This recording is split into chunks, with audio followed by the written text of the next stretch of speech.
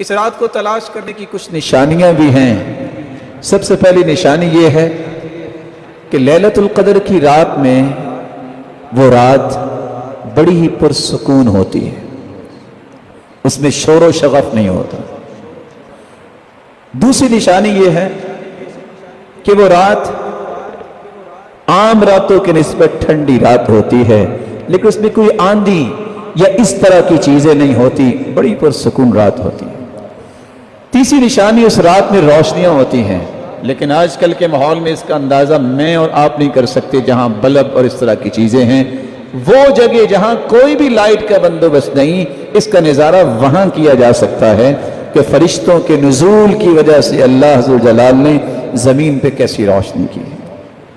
اس کی چوتھی نشانی یہ ہے، نہ یہ رات سخت گرمی میں بھی اتنی گرم نہیں ہوتی اور نہ ہی ٹھنڈی ہوتی ہے، طلقہ، بڑی کھلی فضا، جیسے انسان جاتا ہے تو کس طرح محسوس کرتا ہے، اسی طرح اللہ تعالیٰ نے اس رات کو رکھا ہے۔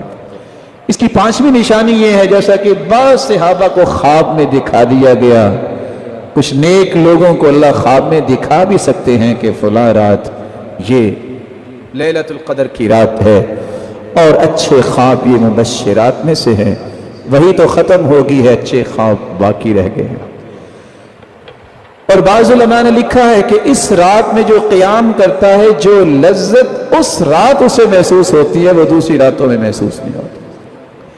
لیلۃ القدر کی نشانیوں میں ایک نشانی یہ بھی ہے کہ جب اگلے دن سورج نکلتا ہے تو اس کی شعاعیں اتنی تیز نہیں ہوتی۔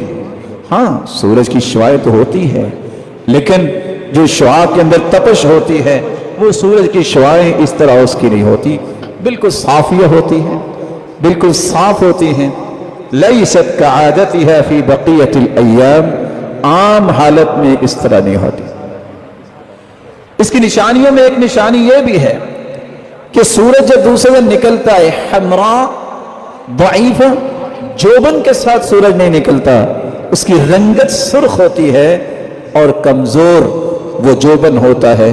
اس سے بھی پہچانا جا سکتا ہے کہ یہ رات لیلۃ القدر کی ہے جو اس سے پہلے گزر چکی ہے۔ اللہ ذوالجلال اس رات کی تلاش کی ہمیں توفیق عطا فرمائے۔ عبداللہ بن عباس